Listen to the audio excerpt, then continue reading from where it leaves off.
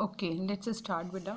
मैं थोड़ा सा ज़रूरी काम के लिए चली गई थी। हाँ बेटा, ये देखो, मैं आपको ये बता रही थी कि डार्क और लाइट रिएक्शन है ना।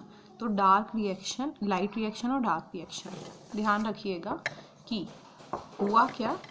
लाइट की प्रेजेंस में फोटोलाइसिस हुआ, क्लोरोफिल पिगमेंट और अदर पिगमेंट्स जो हैं वो अलग अलग इंटेंसिटी की लाइट क्या करते हैं, एब्जॉर्व करते हैं, जिसकी वजह से वो एक्टिवेट हो पाते हैं, केमिकल रिएक्शन स्टार्ट हो जाती है। ठीक है, और बदले में हमारी एनर्जी मॉलिक्यूल्स बनना स्टार्ट हो जाते हैं।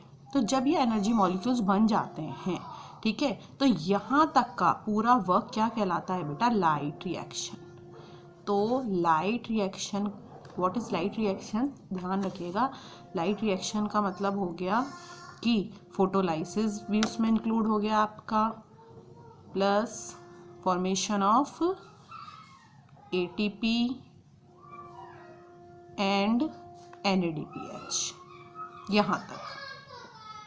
नाउ नेक्स्ट क्या होगा, नेक्स्ट क्या काम रह गया है बेटा, formation of glucose.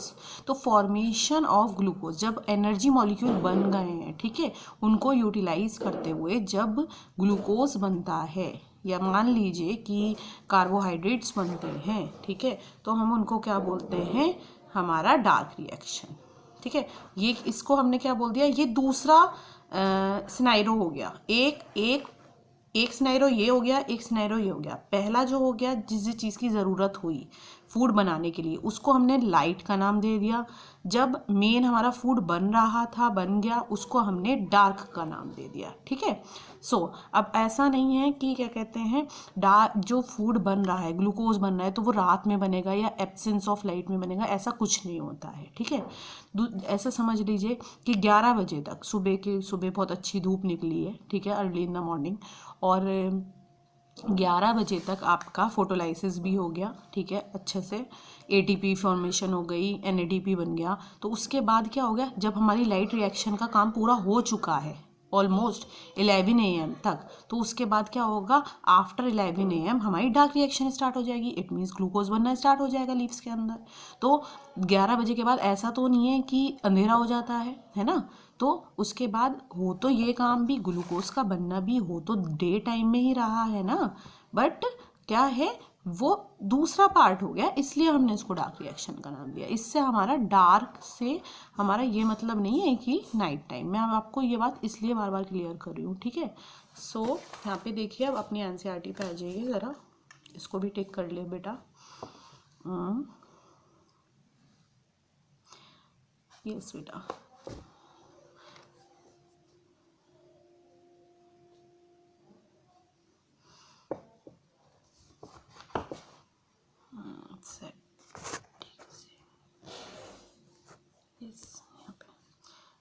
within the chloroplast there is a membranous system consisting of grana, stroma lamellae and the matrix stroma. There is a clear division of labor within the chloroplast. सबको अलग अलग काम दे रखा है, जितनी भी चीज़ें इसमें प्रेजेंट होती हैं, ठीक है, सबका अलग अलग फंक्शन होता है, अलग अलग काम होता है। Membrane system is responsible for trapping light.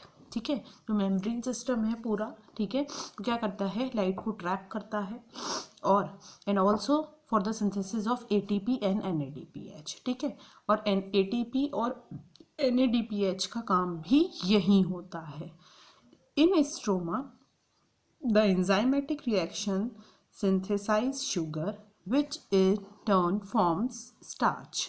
Stroma में क्या होता है बेटा, हमारी एंजाइमेटिक रिएक्शंस होती हैं, बहुत सारे एंजाइम्स प्रेजेंट होते हैं इस स्ट्रोमा में। ठीक है, इसलिए वो फर्दर बाद में जब ATP और NADP बन जाता है एंजाइमेटिक रिएक्शंस के थ्रू, बहुत सारा उसमें ग्लूकोज उनके थ्रू बनना स्टार्ट हो जाता है। ठीक है, the former one, farmer set की किसकी बात हो रही है, फॉर्मर सेट इस वाले की बात हो रही है, मेम्ब्रेन सिस्टम की बात हो रही है, जिसके थ्रू क्या हो रहा है, लाइट ट्रैप हो रही है और ATP और NADP की फॉर्मेशन हो रही है, उसकी बात करते हैं। Since they are directly dependent on the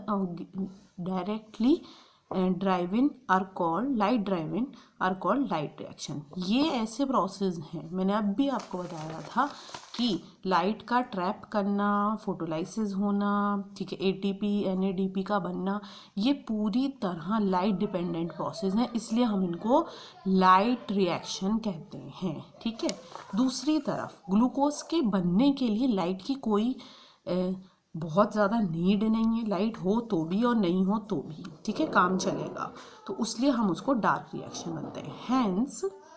hence ये रहा the latter the formation of glucose, है ना, शुगर का बनना it means latter formation of, अच्छा इधर मैंने लिया, तो फॉर्मेशन ऑफ शुगर लेटर की बात हो रही है, are not dependent directly dependent light driven but are dependent on the products of light. ठीक है, किस पे डिपेंड है शुगर का बनना बेटा? एटीपी के बनने पर और एनएडीपी। ये बात ध्यान रखिएगा, जब तक एटीपी एनएडीपीएच नहीं बनेंगे, फोटोलाइसिस नहीं होगा, तब तक आपका शुगर नहीं बन सकता। तो दूसरा जो रिएक्शन हो रही है, ठीक है, वो किस पर डिपेंड है? पहली वाली पे डिपेंड है। इट मीन्स डार्क रिएक्शन पूरी तरह डिपेंड होती है लाइट रिएक्शन पे। Hence to distinguish the latter they are called by convention dark reaction. बस कन्वेंशन के लिए कन्वीनियंट रहे, इसलिए हम उसको डार्क रिएक्शन का नाम दे देते हैं। ठीक है, कार्बन रिएक्शन भी हम उसको बोल देते हैं, कार्बन रिड्यूस होता है उसमें, शुगर जो होती है कार्बन रिड्यूस फॉर्म में होता है, इसलिए। However, this should not be constructed to mean that they occur in darkness। ठीक है, यही बात मैं आपको बार बार समझा रही हूँ, इसका मतलब ये नहीं है कि ये डार्कनेस में occur होंगे, या फिर और that they are not light dependent. ठीक है, ना ही हम ये कह सकते कि ये लाइट पर डिपेंड नहीं है। ये बात भी एक ही बात है। ठीक है, समझ में आ गया? ओके, इस पे यहाँ से आपको कोई ना कोई क्वेश्चन ज़रूर मिल सकता है, अपने आप में बहुत इंपॉर्टेंट बात है। इस बात को जस्टिफाई करने के लिए भी आ जाता है कि डार्क रिएक्शन जो है, ठीक है, उसका मतलब ये नहीं होता कि दे अकर इन डार्कनेस। इस बात को जस्टिफाई करिए, तो आप इसको जस्टिफाई करेंगे। ठीक है,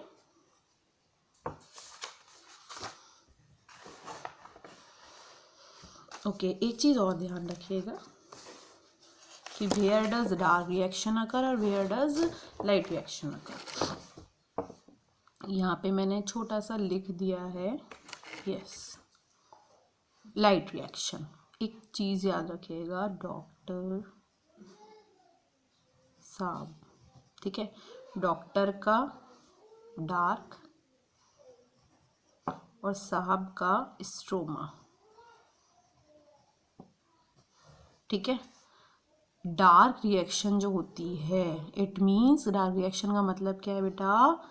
फॉर्मेशन ऑफ ग्लूकोज कहाँ होती है बेटा? स्ट्रोमा में होती है, ध्यान रखिएगा। ठीक है, इसका जस्ट अपोजिट कर दो, बचा क्या? लाइट रिएक्शन बची, और लाइट रिएक्शन में जितना भी जो कुछ भी हो रहा था, मतलब कि आपका ट्रैपिंग करना लाइट को, एटीपी का बनना, एनएडीपी का बनना, वो सब कहाँ होता है आपका बेटा? ग्रेना में होता है, मेम्ब्रेन सिस्टम में होता है, ग्रेना के मेम्ब्रेन सिस्टम में, थैलाक्वाइड की मेम्ब्रेन्स में। ठीक है, जो थैलाक्वाइड ये बने हुए हैं, ये पूरी मेम्ब्रेन सिस्टम जो होता है, ये सब आपका ट्रैपिंग का काम करता है, क्योंकि यहाँ पे पिगमेंट्स प्रेजेंट होते हैं। मैंने अभी आपको बताया था, वही पिगमेंट्स क्या करते हैं? ट्रैप करते हैं लाइट को। ओके फाइन, इतना क्लियर हो गया, आगे बढ़ते हैं। नेक्स्ट देखो बेटा, नेक्स्ट टॉपिक है हमारा, ये मैंने थोड़ा सा आपको पहले डिस्कस करा था, कोई बात नहीं, दोबारा देख लीजिए कि how many type of pigments, एक minute,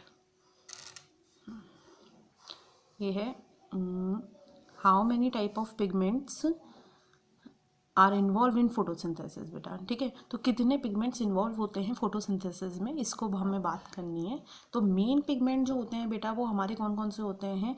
chlorophyll A, chlorophyll B, main pigment जो होता है वो क्लोरोफिल ए होता है बेटा, ठीक है। कुछ अदर पिगमेंट्स भी इन्वॉल्व रहते हैं जो एक तरह से मान लीजिए हेल्पर्स होते हैं, हम उनको एसेसरी पिगमेंट्स बोलते हैं। जैसे कि एक ऐसे समझ लो कि हम वर्क डिस्ट्रीब्यूट कर देते हैं कुछ लोगों में, ठीक है, पर मेन करने वाला कौन होता है उसको मान लो क्लोरोफिल ए है। जैसे कि फॉर एग्जांपल कि स्कूल को छोड़ो, हाँ हाँ कोई भाई कोई डाकू टाइप का है और उसने क्या बोला है, खूब सारे बच्चों को अलग अलग काम दे दिया कि जाओ तुम चिल्लड़ लेकर आओ इधर उधर से, ठीक है, आज का भाड़ा लेकर आओ। और शाम को उनसे इकट्ठा करता है और बोलता है कि हाँ भाई बता तू कितने लाया और तू कितने पैसे लाया है, ठीक है।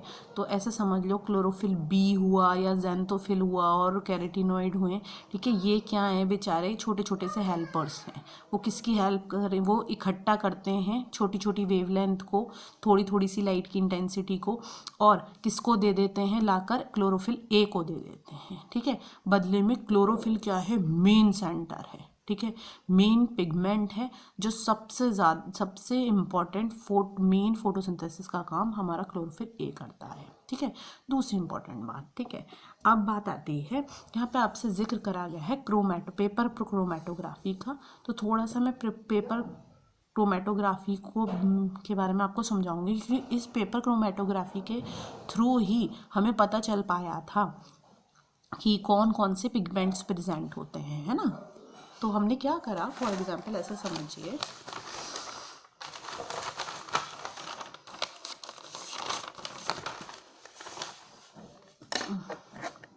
हमने ना कोई भी लीफ ले ली, ठीक है, और लीफ को उसको मैश कर लिया अच्छे से, और उसका जितना भी एक ये समझ लीजिए एक पेस्ट टाइप का बना लिया, ठीक है। और उसको हमने, एक पेपर आता है बेटा क्रोमेटोग्राफी का, ठीक है, पेपर आता है, उसको हमने पेपर को लिया और उस पर हमने एक डॉट क्रिएट कर ली, यहाँ पे बेस पर थोड़ा सा एक लाइन बना ली, लोडिंग डॉट बोलते हैं इसको, ठीक है। और इस लोडिंग डॉट पे हमने वो पेस्ट रख दिया बेटा, ठीक है। अब हमने क्या करा, इस पेपर को, इस स्ट्रिप को कुछ ऐसे डिज़ाइन करा कि हमने एक बीकर लिया, उस बीकर में हमने इसको सेट कर दिया, इस तरह ये बीकर था, दिख पा रहा है आपको ठीक से, हाँ ये पेपर था बेटा, और हमने इसको इस तरह से यहाँ से सेट कर दिया, यहाँ से पिन विन से इसको हमने लगा दिया, अटैच कर दिया, जिससे कि हम इसमें वाटर फिल करेंगे, और वाटर हम कुछ इतने लेवल तक का फिल कर लेंगे जिससे कि इसकी थोड़ी सी स्ट्रिप क्या हो सके इसमें डिप हो जाए, पूरी नहीं थोड़ी सी, ठीक है, यहाँ तक के लेवल का। उसके बाद क्या होता है आपको पता है बेटा, कैपिलरी एक्शन के थ्रू, ठीक है, ये पेपर ऐसा होता है, ठीक है, इसमें सीविंग इफेक्ट है, ठीक है, कैपिलरी एक्शन इसमें होगा और वाटर मॉलिक्यूल्स ऊपर की साइड सोप होना, एब्जॉर्ब होना स्टार्ट कर देंगे, ठीक है, बहुत तेज़ी से ऊपर की साइड बढ़ेंगे। जैसे वाटर मॉलिक्यूल्स ऊपर की साइड बढ़ेंगे, ये जो आपका यहाँ पे मिक्सचर है, इसमें पिगमेंट्स का मिक्सचर है बेटा, ठीक है, हमने लीफ ली थी, ठीक है, उसमें क्लोरोफिल और क्लोरोफिल ए बी, हमें नहीं पता कौन कौन से पिगमेंट्स हैं, ठीक है। तो वो क्या करें, वो भी आगे बढ़े, और हमने थोड़े टाइम बाद जो इसका रिजल्ट देखा, हमने कुछ इस टाइप का रिजल्ट देखा कि यहाँ पे अलग लेयर बनी हुई है, यहाँ पे एक अलग लेयर बनी हुई है कलर की, एक अलग लेयर बनी हुई है, इस तरह से 3-4 लेयर आई, ठीक है। तो जो ये सबसे नीचे की साइड था, ऑब्वियसली आपको ये ध्यान होगा शायद, जिसका मॉलिक्यूलर वेट ज़्यादा होता है बेटा वो नीचे की साइड सेटल डाउन होता है, इसका और लाइट था, इसका और लाइट था, इसका और लाइट था, इस तरह से, ठीक है। सबसे ऊपर हमें ऑरेंज कलर की अपीयरेंस का लेयर दिखाई दी, उसके बाद हमें येलो सी दिखाई दी, ठीक है, ये हमें ग्रीनिश येलो, ये हमें ग्रीन, ठीक है। तो सबसे ज़्यादा ये रहा, हाँ ये आ गया ग्रीन, एंड ये दिस वन ग्रीनिश येलो, ये आता है क्लोरोफिल ए, क्लोरोफिल बी, ठीक है, और ये आ गया आपका ज़ैंथोफिल। इनकी मॉलिक्यूलर वेट के अकॉर्डिंग ये डिस्ट्रीब्यूट हो रहे हैं, ज़ैंथोफिल बेटा, and this one is carotenoid, ठीक है, कैरोटीन। ओके बेटा, तो हमने क्या देखा कि एक लीफ के अंदर सिर्फ और सिर्फ एक क्लोरोफिल पिगमेंट ही नहीं था, और पिगमेंट्स भी थे जो क्या हुए एक सेपरेशन टेक्निक के थ्रू, ठीक है, क्रोमेटोग्राफी सेपरेशन टेक्निक के थ्रू हमने उनको अलग अलग मॉलिक्यूलर वेट के अकॉर्डिंग सेपरेट कर लिया। तो इससे हमें पता चल गया कि कौन कौन से पिगमेंट्स होते हैं और भी, ठीक है। अब हमें जब ये पता चल गया तो हमने इनके रोल भी देखे, ठीक है। तो इनके रोल हमें जो पता चले तो वो क्या थे बेटा कि क्लोरोफिल ए जो था उसको चीफ पिगमेंट बोला जाता है, चीफ मेजर पिगमेंट। ये एनसीईआरटी की लाइन भी है और इस पर क्वेश्चन भी बहुत आते हैं, क्यों कहा जाता है इसको चीफ और क्यों इसको मेजर पिगमेंट कहा जाता है, ये बात भी अभी प्रूफ करेंगे, ठीक है। और बाकी के ये जो हैं ये सब एसेसरी हैं, ठीक है। बी भी, क्लोरोफिल बी, ध्यान रखिएगा, chlorophyll B, xanthophyll, carotenoid are accessory pigments, means helpers pigments. ये क्या करते हैं, थोड़ी थोड़ी सी वेवलेंथ एब्जॉर्व करते हैं और हमारे क्लोरोफिल को ही दे देते हैं। बस मेन काम हमारा क्लोरोफिल करता है, हेड हमारा, कंडक्टर हमारा क्लोरोफिल ए है। ओके, अब देखिए बेटा, यहाँ जाइए, मैंने अभी बोला था आपको कि हमारा क्लोरोफिल ए जो होता है वो मेन होता है। ये तीनों ग्राफ अच्छे से समझिएगा, यहाँ पे आपको अपने क्वेश्चन का आंसर भी मिल जाएगा। यस, उस दिन मैंने आपको एब्जॉर्प्शन स्पेक्ट्रम और एक्शन स्पेक्ट्रम में थोड़ा सा आपको समझाया था डिफरेंस। सो बेटा, सबसे पहले आपको पता होना चाहिए व्हाट इज़ पार, ठीक है। पार क्या होता है, फोटोसिंथेटिकली एक्टिव रेडिएशंस होती हैं, ठीक है। तो जो फोटोसिंथेटिकली एक्टिव रेडिएशंस होती हैं, ठीक है, इट मीन्स वो रेडिएशन लाइट की पार, ठीक है, जिसमें फोटोसिंथेसिस हो सकता है, होता है, फोटोसिंथेटिकली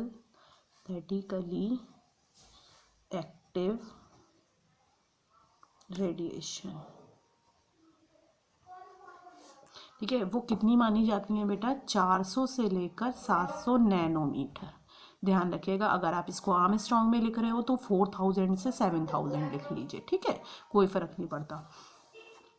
दूसरी इंपॉर्टेंट बात, ठीक है, तो 400 से 700 वेवलेंथ नैनोमीटर की है लाइट की इंटेंसिटी मिल रही है, तो आराम से फोटोसिंथेसिस होता रहेगा, ठीक है। इससे कम पे, इससे ज़्यादा पे नहीं हो पाएगा, ठीक है। क्लोरोफिल जो हमारा जो पिगमेंट होता है वो एक्टिवेट नहीं हो पाता है, ठीक है, इसलिए नहीं हो पाएगा बेटा।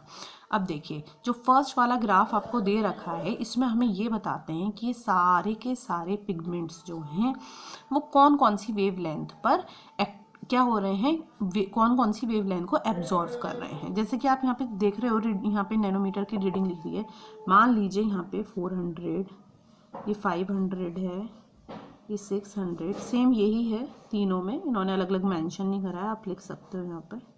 ओके, तो मैंने अभी बोला था कि क्लोरोफिल ए जो है वो चीफ पिगमेंट, मेन पिगमेंट माना जाता है। ग्राफ से उसको एनालाइज करने की कोशिश करो, बहुत इंपॉर्टेंट चीज़ है यहाँ पे, ये आपको क्वेश्चन पूछा भी जा सकता है, पूछा भी गया है बेटा, ठीक है। ये देखिए, सिर्फ क्लोरोफिल ए पर ध्यान दीजिए, तो ब्लू कलर की जो लाइन आ रही है ये वाली, ठीक है, दिस वन,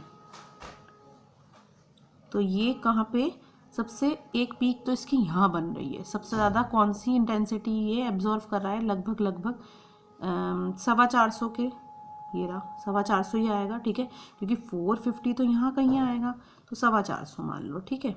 इधर देखते हैं, ये रही ब्लू वाली, फिर ये ब्लू नीचे आ गया, ठीक है, ये यहाँ एब्जॉर्व नहीं कर रहा है, एब्जॉर्व कर रहा है यहाँ पर, ठीक है। तो लगभग मान लीजिए कि 660 के लगभग है ना। ये देखिए, ये था हमारा 600, ये हमारा 500, हमारा 400 और ये हमारा 700, तो 660 के अराउंड, ठीक है। तो ये दो पीक आपको दिखाई दे रही होंगी, सिर्फ मैं इन पे कॉन्सेंट्रेट कर रही हूँ, ठीक है। ये है हमारा एक्शन स्पेक्ट्रम, ठीक है। आपने और भी पिगमेंट्स देखे, ठीक है, जिनकी अलग अलग आप जब निकालोगे तो अलग अलग रीडिंग्स आपको दिख रही होंगी, ठीक है।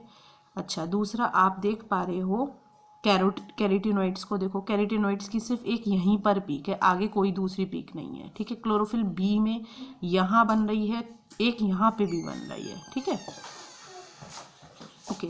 पर हम इधर आते हैं बेटा, ठीक है, तो हम देखते हैं एक्शन स्पेक्ट्रम मीन्स सबसे ज़्यादा ऑक्सीजन रिलीज कहाँ होगा। ऑब्वियसली ऑक्सीजन वहाँ सबसे ज़्यादा रिलीज होगा जहाँ पे फोटोसिंथेसिस सबसे ज़्यादा होगा, ठीक है। और फोटोसिंथेसिस कहाँ सबसे ज़्यादा होगा, जहाँ पे क्लोरोफिल पिगमेंट, क्लोरोफिल ए सबसे ज़्यादा अमाउंट में होगा, एब्जॉर्प्शन उसका वेवलेंथ का सबसे ज़्यादा होगा। और देखो, आप देखो, सबसे मज़ेदार बात यह है कि यहीं जिस रीजन में क्लोरोफिल ए पिगमेंट वेवलेंथ को एब्जॉर्व कर रहा था, वहीं एक्शन स्पेक्ट्रम भी सबसे ज़्यादा है।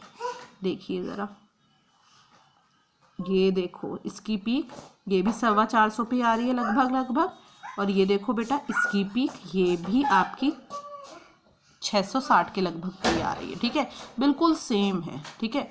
तो एक्शन भी हमारा कहाँ सबसे ज़्यादा हो रहा है, जहाँ पर हमारा क्लोरोफिल ए पिगमेंट एब्जॉर्प्शन सबसे ज़्यादा दिखा रहा था, ठीक है। इसी तरह इन दोनों ग्राफ को यहाँ पर कंपेयर करके दिखाया गया है। सिर्फ और सिर्फ इसमें आपको ब्लू कलर वाला एब्जॉर्प्शन दिखाया गया है। कौन सा वाला बेटा, क्लोरोफिल ए का, क्योंकि वो मेन पिगमेंट है। तो जहाँ जहाँ वो एब्जॉर्व कर रहा है वेवलेंथ को, जो वेवलेंथ को वो सबसे ज़्यादा एब्जॉर्व कर रहा है, वहीं पर आपका एक्शन भी सबसे ज़्यादा आ रहा है, ऑक्सीजन वहीं सबसे ज़्यादा रिलीज हो रही है। तो इट शोज दैट कि chlorophyll A is the major pigment responsible for trapping light, ठीक है। तो ये आपको इम्पॉर्टेंट पॉइंट है, ध्यान रखिएगा। बाकी जो पिगमेंट्स होते हैं, ठीक है, उनके लिए एक और चीज़ कही जाती है, इसको भी देख लीजिए, ये रही बेटा, अदर पिगमेंट्स जो होते हैं उनका क्या रोल होता है। एक रोल तो मैंने आपको बता ही दिया। अदर पिगमेंट जो होते हैं वो फोटो ऑक्सीडेशन से क्लोरोफिल ए को प्रोटेक्ट करते हैं। हाँ बेटा, व्हाट इज़ फोटो ऑक्सीडेशन, आपको पता होना चाहिए। देखिए, फोटो ऑक्सीडेशन होता क्या है, मैं यहाँ समझाती हूँ बेटा। जब बहुत चिलमिलाती धूप आती है ना, ठीक है, तो क्या होता है, जो क्लोरोफिल ए होता है, ठीक है, वो डिस्टर्ब हो जाएगा, ठीक है, डिस्टर्ब हो जाएगा। और क्या होता है, उसमें जितने भी इलेक्ट्रॉन्स हैं वो एकदम सारे एमिट कर देगा और वो बिल्कुल बेकार हो जाएगा, डिस्टर्ब हो जाएगा। तो होता क्या है, ये चिलमिलाती धूप को, ये मान लीजिए ये है क्लोरोफिल ए, अरे भाई ये रहा क्लोरोफिल ए, इसके आसपास हैं ये आपके सारे एक्सेसरी पिगमेंट्स, ठीक है। तो ये चिलमिलाती धूप को क्या कर लेते हैं, पास खेलते रहते हैं। जैसे चिलमिलाती धूप आई तो ये एक्सेसरी पिगमेंट पे आई, इसने पास कर दी इसको इधर, इसने पास कर दिया इसको इधर, इसने पास कर दिया इसको इधर, तब कहीं जाकर ये क्लोरोफिल ए के पास आती है। आप देखो, ठीक है, जैसे पासिंग पास हम गेम भी खेलते हैं, ठीक है। तो ये बहुत तेज़ इंटेंसिटी की रेट आई हैं और इन्होंने क्या करा कि ये आया एक्सेसरी पिगमेंट पे, इसने दूसरे को दे दी, इसने तीसरे को दे दी, पास कर दी, और फिर जाके ये क्लोरोफिल ए पर आई। तो इससे क्या हुआ बेटा कि इसमें जो बहुत ज़्यादा हाई इंटेंसिटी की लाइट थी, चिलमिलाती, जो मान लीजिए कि वो क्या कर रही थी, डिस्टर्ब कर रही थी हमारे क्लोरोफिल ए को, ठीक है, वो अब जैसे जैसे घूम फिरने के बाद इसके पास पहुंचेगी तो ऑब्वियसली उसकी इंटेंसिटी खुद ही थोड़ी लो हो जाएगी, ठीक है। उसमें उतना ज़्यादा चिलमिलाहट नहीं रहेगी, ठीक है, इतनी ज़्यादा तेज़ी नहीं रहेगी, और वो क्लोरोफिल ए को डिस्टर्ब भी नहीं करने की है, ठीक है। तो जिसकी वजह से हमारा क्लोरोफिल ए जो होता है प्रोटेक्ट रहता है। तो हमारे क्लोरोफिल ए को कौन प्रोटेक्ट कर रहा है, हमारे सारे एसेसरी पिगमेंट्स प्रोटेक्ट भी करते हैं इस प्रोसेस को, कि हाँ वो डिस्टर्ब हो रहा है, उसमें से ज़्यादा इलेक्ट्रॉन्स निकल जाएंगे, वो डिस्टर्ब हो जाएगा, उसको हम क्या बोलते हैं, फोटो ऑक्सीडेशन।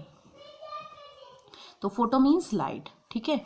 और ऑक्सीडेशन ज़्यादा से ज़्यादा ऑक्सीडेशन इसका हो जाएगा, सारे इलेक्ट्रॉन्स इसके निकल जाएंगे, इसलिए ये इसका ऑक्सीडेशन हो जाएगा, एक डिस्टर्ब हो जाएगा। वो चीज़ ना हो पाए तो उसको प्रोटेक्ट करने के लिए हमारे एसेसरी पिगमेंट्स यहाँ पे हमारे हेल्प करते हैं, ठीक है।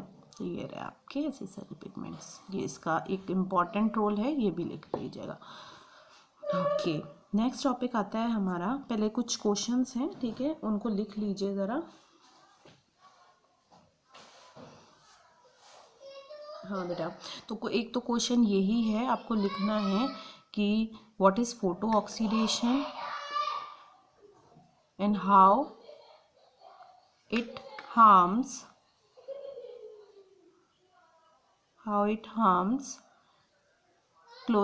our main pigment और मेन क्लोरोफिल ए पिगमेंट, ठीक है। दूसरा, prove that chlorophyll A is the chief and main pigment for photosynthesis, okay. Next, where dark and light reaction takes place, ये तो बहुत ही सिंपल और एक इम्पॉर्टेंट क्वेश्चन है, ठीक है। एक ये कि dark reaction means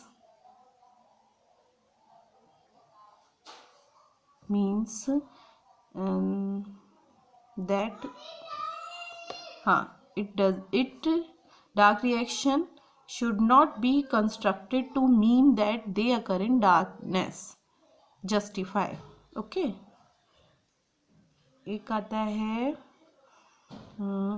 what is the main difference between light reaction and dark reaction, okay, and where are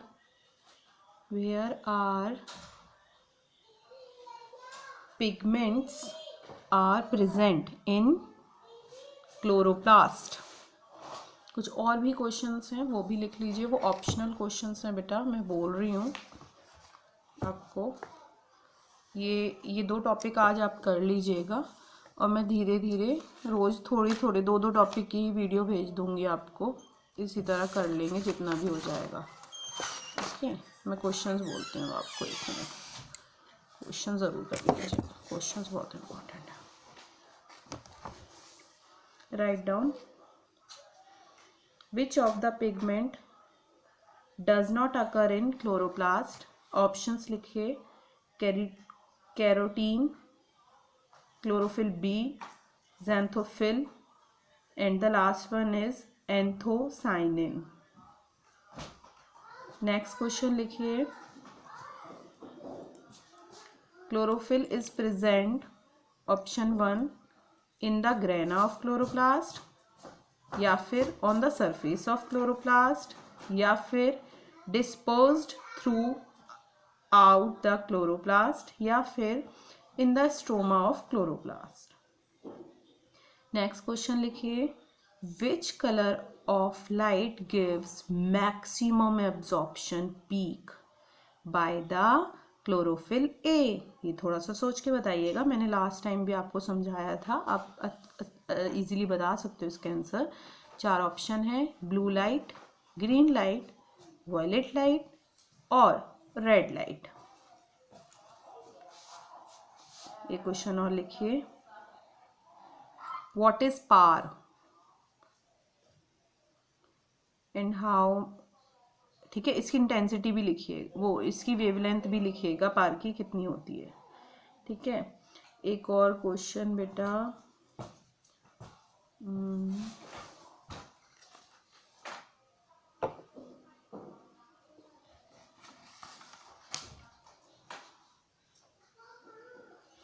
which of the following is the site of photolysis of water, photolysis जो होता है water का, वो कहाँ होगा, थोड़ा सा सोच के बताइएगा कि फोटोलाइसिस लाइट रिएक्शन का पार्ट था या डार्क रिएक्शन का पार्ट था, ठीक है।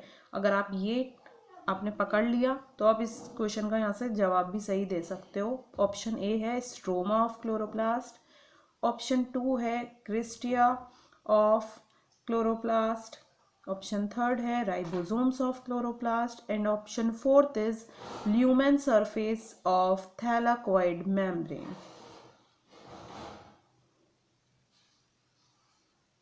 Yes, and one more question beta.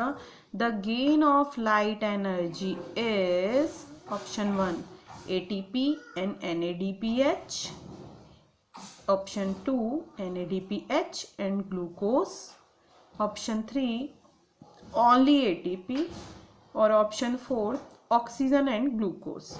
ठीक है, तो ये सब आप मुझे ज़रा सॉल्व करके भेजिएगा, उसके बिहाफ पे मैं आपको मार्क्स दूंगी. ठीक है, टिक कर दूंगी. ओके देख बेटा, सी यू सून. मैं दोबारा और भेजती हूँ 2 टॉपिक्स की वीडियो आपको.